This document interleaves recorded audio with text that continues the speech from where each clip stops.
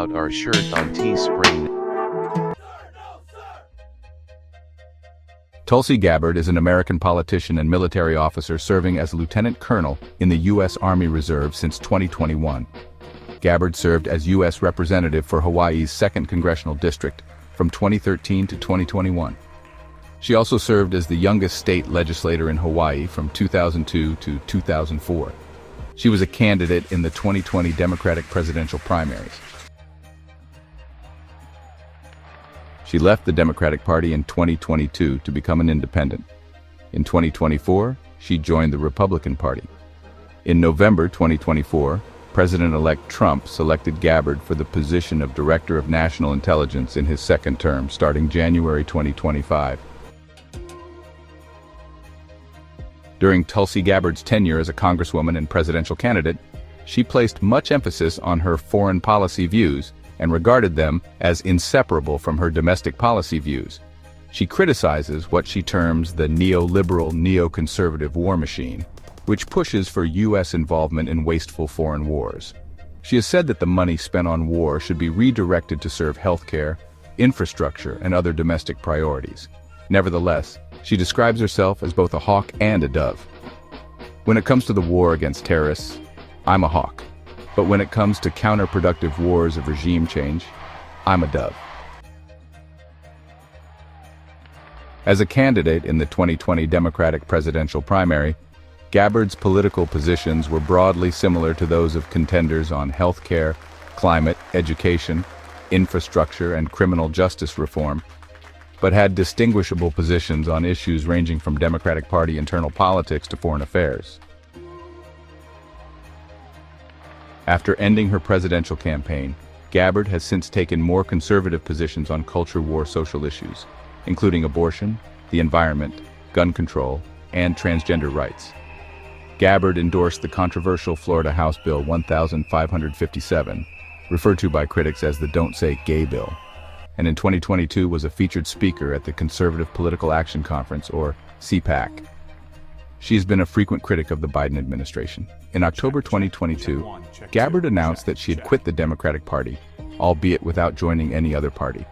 In her announcement, she not only echoed conservative criticisms of the Democratic Party, but also stated that she feared that the Democrats would start a nuclear war. She joined the Republican Party in 2024. She criticized Republicans for blindly supporting their party leader and abdicating their responsibility to exercise legitimate oversight. And she criticized Democrats for using extreme rhetoric that was never conducive to an impartial fact-finding process. She called for reconciliation of the divided nation. Gabbard introduced House Resolution HRES that would censure President Trump for several of his foreign policy decisions and send a strong message to this president and future presidents that their abuses of power will not go unchecked, while leaving the question of removing Trump from office to the voters to decide. A week after voting, Gabbard said she thinks the impeachment of President Trump would unfortunately embolden him, increase the likelihood of his re-election, and causes her serious concern about her party losing the presidential election and the majority in the House of Representatives. Gabbard has generally supported legal abortion through the first 20 weeks of pregnancy, though her views on abortion have changed over time. When young, Gabbard opposed abortion. She changed her views on abortion, along with her views on LGBTQ issues, during her military experience in Iraq, seeing the destructive effect of having governments act as moral arbiters for their people. During her early years in Congress, Gabbard had a 100% voting record with both Planned Parenthood and NARAL, though she supported regulating abortions during the 3rd trimester of pregnancy, stating on the Rubin Report, "I think in the 3rd trimester, unless a woman's life or severe health consequences is at risk, then there shouldn't be an abortion in the 3rd trimester." On December 9, 2020, Gabbard introduced a legislative bill which sought to ensure that a healthcare practitioner exercises the proper degree of care in the event that a child survives an abortion, as an amendment to Title 18 of the United States Code. The next day, Gabbard introduced a bill that would have prohibited all abortions after 20 weeks gestational age. Neither bill was brought to the House floor for a vote. In her full statement regarding her decision to leave the Democratic Party, Gabbard criticized the Biden administration's October 2022 arrest and indictment of several pro-life activists who had allegedly blocked access to an abortion clinic. Gabbard also criticized Vice President Kamala Harris and Senator Elizabeth Warren's statements on the illegitimacy of the Supreme Court, in light of their disappointment with the Dobbs v. Jackson Women's Health Organization ruling. Gabbard supports the legalization of cannabis for recreational purposes. She has stated that she has never consumed marijuana but believes firmly in every person's freedom to make their own choices, and calls the drug far less harmful and dangerous than alcohol. Gabbard is also an advocate for the medical use of cannabis, particularly as an alternative to opioid painkillers, stating, "The fact that marijuana is still a Schedule I drug is unacceptable in the harm that it is causing to the people of our country." Gabbard's views on gun control and gun owners' rights have varied through the course of her political career. During her time in Congress and throughout her presidential campaign, Gabbard supported a common rifle weapons ban and universal background checks. She received an F rating from the NRA, a 0% rating by the Hawaii Rifle Association, and a 100% rating by the Brady Campaign to prevent gun violence for her time in Congress. Following her retirement from Congress, Gabbard's positions on gun control and gun owners' rights have shifted to the right. Gabbard differs from other Democrats on some aspects of immigration. She sees the root cause of mass immigration on our southern border as being the history of U.S. military intervention in Latin America that left countries destroyed. She continues, "Before we talk about a wall, we need to end our ongoing threats of intervention, this time in Venezuela."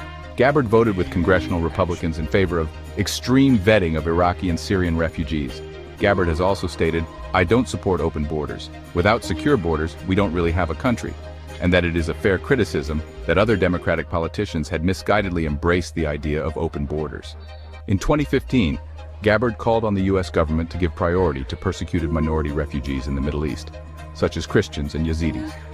In response to Trump's proposals to build a border wall with Mexico, Gabbard stated that she prefers using high-tech surveillance at the border rather than a physical wall, but that in some places it may make sense to have a wall or some sort of physical barrier, but would rely on experts to clarify whether extensions of physical barriers are needed.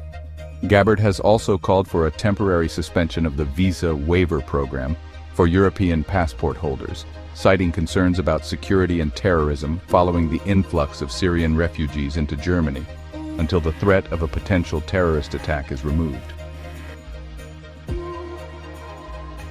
Gabbard was a member of the House LGBT Equality Caucus, and during the 116th Congress had an 84% record in Congress for pro-LGBT legislation from the Human Rights Campaign, a group that advocates for LGBT rights. During the 115th Congress, she had a 100% record. Gabbard's position on LGBT issues has changed over the course of her lifetime. On March 7, 2019, Gabbard told BuzzFeed News, "If a consenting adult wants to engage in sex work, that is their right, and it should not be a crime." She continued, "All people should have autonomy over their bodies and their labor." A spokesperson for her presidential campaign cited that comment later that month and added, "She believes it should be decriminalized, and that is the action we would take on the federal level." In February 2020, she echoed the same words in a statement to Reason. The sex worker advocacy group Decriminalize Sex Work gave her a grade of A- on sex work decriminalization, making her the only presidential candidate to get a score above a B-.